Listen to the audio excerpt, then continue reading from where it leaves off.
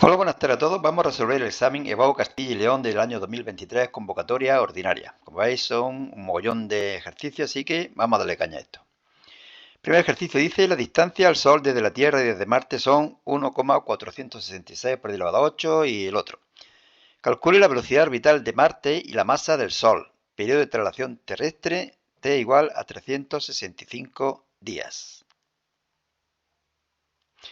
Bueno, nos piden velocidad orbital.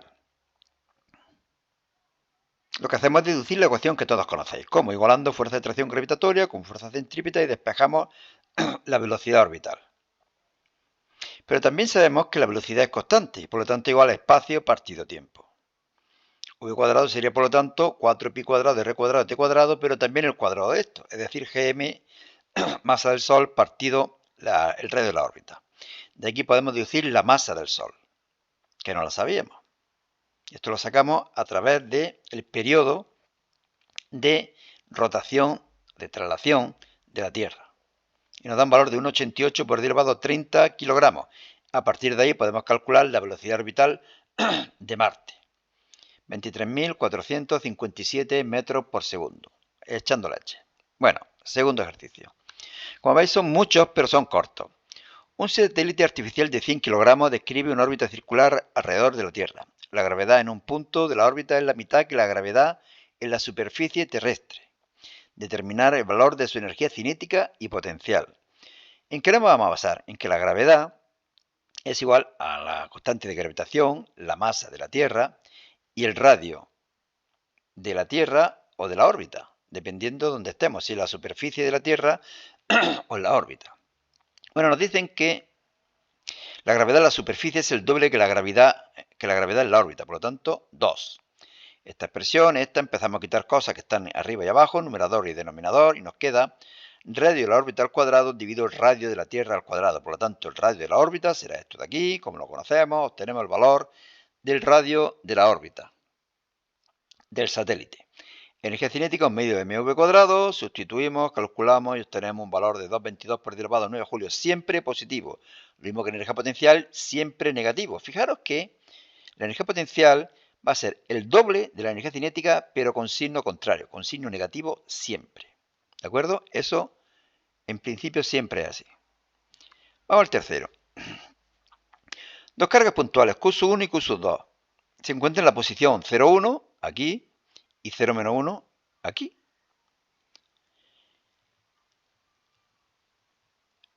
El valor de las cargas para que el valor del campo eléctrico en el punto 1, 0, es decir, en este punto sea 4,5 por 10 elevado a 3 I. Es decir, que esto de aquí, que la suma de estos dos, la suma vectorial de S1 y S2 va a valer 4,5 por 10 elevado a 3 I. Bueno, pues ¿qué voy a hacer? Calcular cuánto vale este módulo. El módulo de S1, que es el mismo que el módulo de S2, que será igual 4,5 por 10 elevado a 3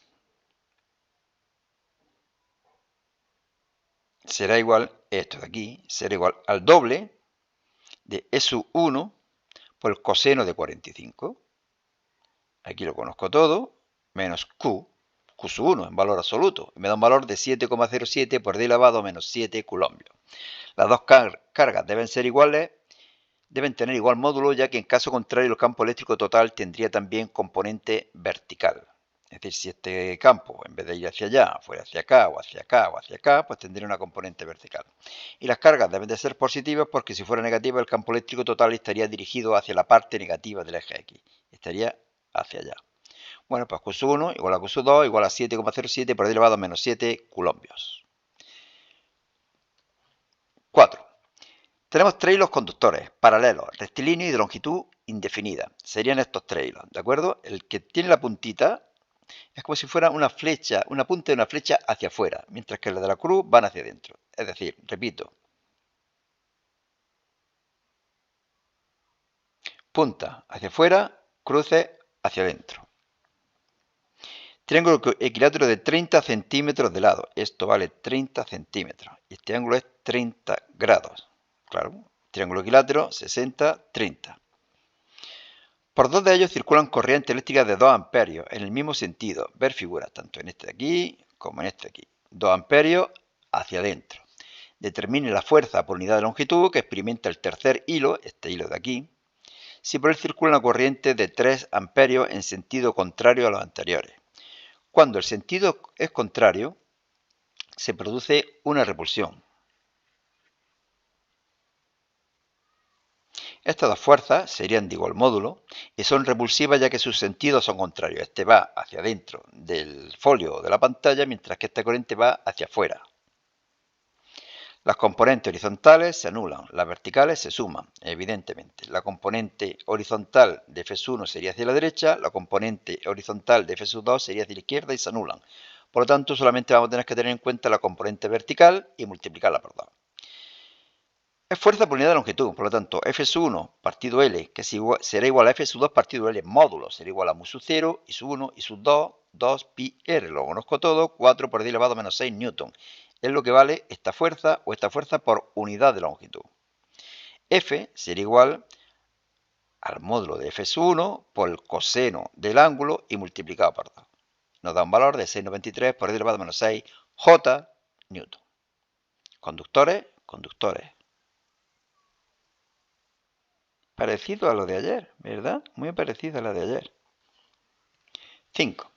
Una espira de 5 centímetros de radio se encuentra situada perpendicularmente a un campo magnético de 0,3 teslas, hacia arriba 0,3 teslas. Determinar la fuerza electromotriz inducida en la espira si se invierte el sentido del campo eléctrico, es decir, hacia abajo, en un intervalo de tiempo de 0,2 segundos. Bueno, sabéis que la fuerza electromotriz es igual a menos la derivada del flujo con respecto al tiempo. El flujo es el producto escalar del vector b por s, pues sería b por s por el coseno de 180 menos b por s por el coseno de 0.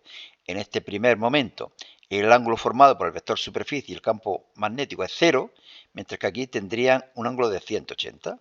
Final menos inicial. Lo conozco todo, sustituyo, calculo y obtengo un valor de 0,21 voltios. Espira, ciudad de Alemania. 6. Una onda transversal se propaga a lo largo de una cuerda tensa. En un cierto instante se observa que la distancia entre dos máximos, es decir, la longitud de onda, es 1 metro. Lo vamos poniendo aquí. Datos, la longitud de onda, 1 metro. Además se comprueba que en un punto la cuerda pasa de una elongación máxima a nula en 0,125 segundos. Máxima a nula. Por lo tanto, el periodo será 4 veces. De máxima a nula, de nula a mínima, de mínima a nula y de nula a máxima. Multiplicad por 4, 0,5 segundos. Y que la velocidad de vibración máxima de un punto de la cuerda es 0,24 pi. Recordad que la velocidad de vibración máxima es A por omega. A por omega. Aquí lo deducimos, ¿de acuerdo? Si la onda se desplaza en el sentido positivo, y por lo tanto aquí va a haber un signo menos, determine la ecuación de la onda. Y la fase inicial es nula. Bueno, esta es la ecuación general. La velocidad sería esto, v igual a A por omega, v máxima igual a por omega, k lo deducimos 2pi partido lambda, omega igual a 2pi partido t, lo conozco todo, menos la amplitud. Será velocidad máxima partido omega, 6 centímetros, o 0,06 metros. Yo soy partidario de ponerlo siempre todo en unidades del sistema internacional, así hay menos problemas. Por lo tanto, la ecuación sería igual a seno de omega t menos kx. Y listo. Aquí tenemos una cuerda vibrando. 7. El nivel de intensidad sonora de una distancia d de un foco emisor es 100 decibelios. A una distancia 100 metros mayor, el nivel de intensidad sonora se reduce a 80 decibelios. Determine la potencia del foco. Estas son las ecuaciones que todos conocéis, supongo, ¿no? Intensidad es igual a potencia partido superficie. La superficie es de una esfera, 4πr cuadrado, y podemos deducir el valor de la potencia. Sabemos que... ¿Por qué pongo aquí B? Es beta. Es beta. Bueno, tened en cuenta que es beta. Aprovecho para deciros que en este blog, selectividad josecuenca.blogspot.com, podéis encontrar en formato PDF todos los exámenes que estamos colocando en el canal de vídeo. Beta es igual a 10 logaritmo de i partido de sub 0. Mientras que beta, a una distancia mayor, a una distancia d, es igual a 100, que es igual a 10 logaritmo de i sub d partido 10 elevado a menos 12. Podemos calcular cuánto vale i sub d. Pero beta, a una distancia más 100, que es 80, todo igual, nada más que I partido y la intensidad a esa distancia incrementada en 100 metros.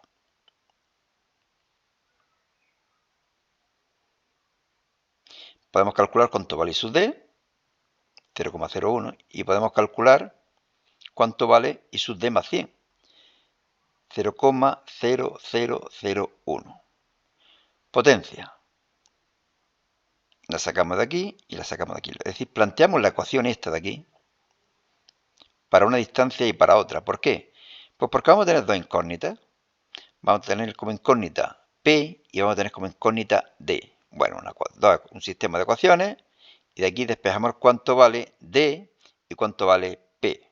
¿De acuerdo? La distancia es 11,11 y la segunda sería evidentemente 111,11, mientras que la potencia es 15,51 vatios. Problema raro, ¿verdad? Problema raro de acústica. Lo importante es sacar cuánto valen las dos intensidades y luego sustituir aquí en esta ecuación dos veces. En esta ecuación dos veces. ¿De acuerdo? Está aquí y 4pi r cuadrado y 4pi r cuadrado. 8. Estas suelen ser muy fáciles, las de óptica geométrica.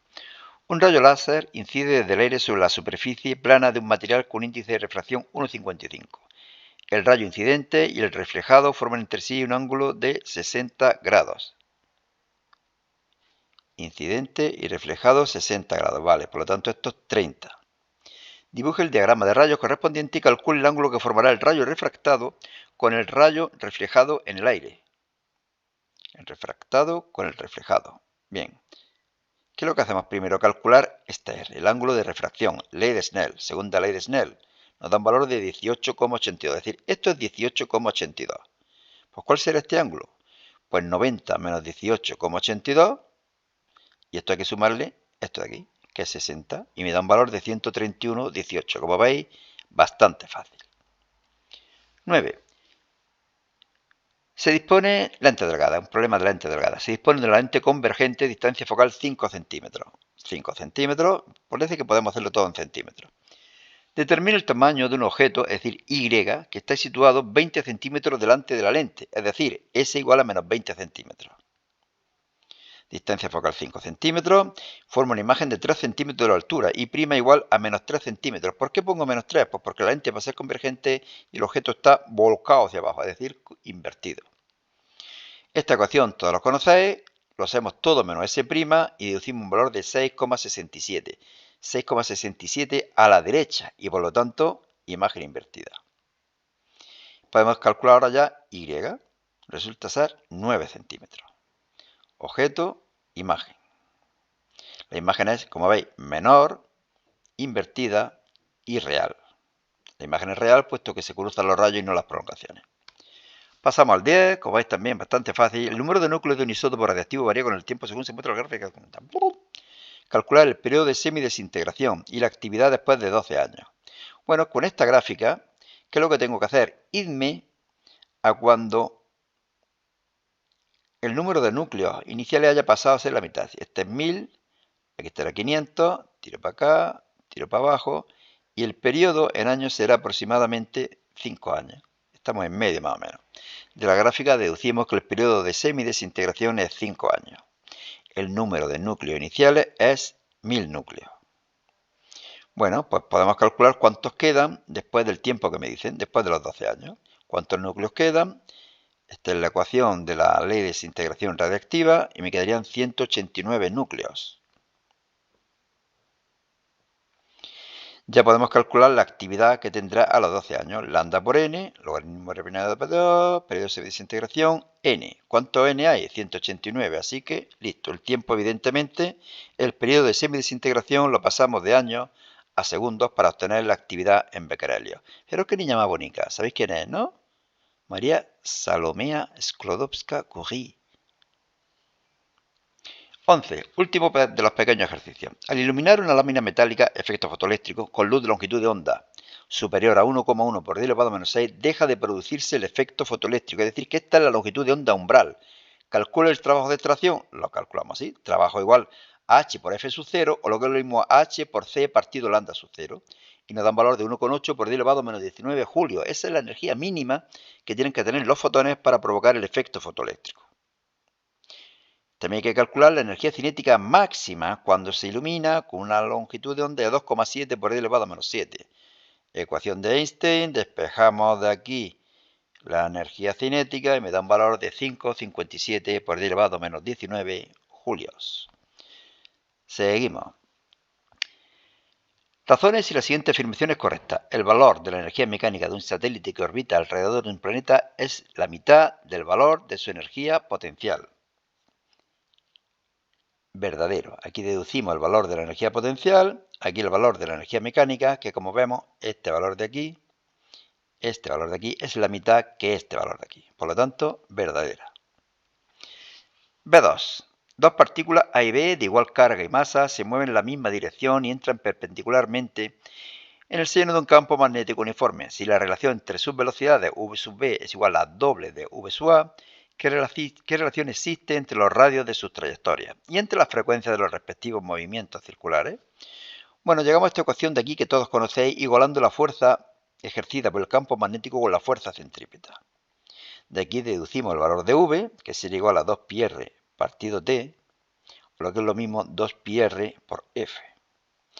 Radio de B, radio de A, lo ponemos todo en función de las velocidades, puesto que las demás cosas son iguales. Y en vez de V sub B podemos poner 2V sub A, por lo tanto la relación de los radios es el doble. Frecuencia. La frecuencia es igual a V partido 2πr. V partido 2πr, VB, VA, RB, RA, lo conocemos todo.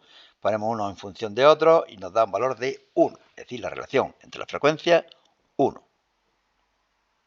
¿Por qué he puesto yo esto aquí? Uniforme, velocidad uniforme. Seguimos. Puede ser distinta de cero la fuerza electromotriz inducida, distinta de cero, en una espira en un instante en el que el flujo magnético sea nulo. Pues evidentemente sí, no importa el valor del flujo magnético, importa la variación del flujo magnético. Bueno, teoría, espero unos segundos por si queréis leerlo con más detenimiento y paso al B4. Indique 4 magnitudes características de la ecuación de una onda transversal en una cuerda, defínalas y exprese su unidad en el sistema internacional. Teoría pura y dura, espero unos segundos y me largo a hacer la B5. ¿Por qué en las lentes convergentes el aumento puede ser positivo o negativo y en las divergentes solo positivo? En las divergentes la imagen siempre es derecha, por lo tanto el aumento siempre es positivo. Será mayor que 1 o menor que 1, pero siempre positivo. También teoría, por aquí lo tenéis. Tenemos aquí dos lentes convergentes. Fijaros cómo la imagen puede estar para abajo o puede estar para arriba, es decir, invertida o derecha, pero en la lente divergente siempre es derecha. Puede ser mayor o menor, bueno, siempre menor que el objeto, digo mayor o menor en cuantía, en valor, pero siempre derecha. Y P6, creo que es el último. Encuentre la relación entre la energía cinética de un electrón y la energía de un fotón si ambos tienen la misma longitud de onda. De aquí deducimos el valor de la energía cinética y lo aplicamos para el electrón y para el fotón. La energía es hc partido lambda. Se empiezan a quitar cosas y me queda esto de aquí. Esta es la relación entre la energía cinética del electrón, teniendo la misma longitud de onda, este cuadrado se iría con este aquí, y la energía del fotón. Bueno, pues nada más. Fijaros que aquí ya están las constantes, aquí ya estaría otro examen. Por eso digo que en este blog, en el blog este de aquí que estamos señalando, pueden encontrar todos los exámenes. Bueno, pues nada más. Suerte y hasta otra.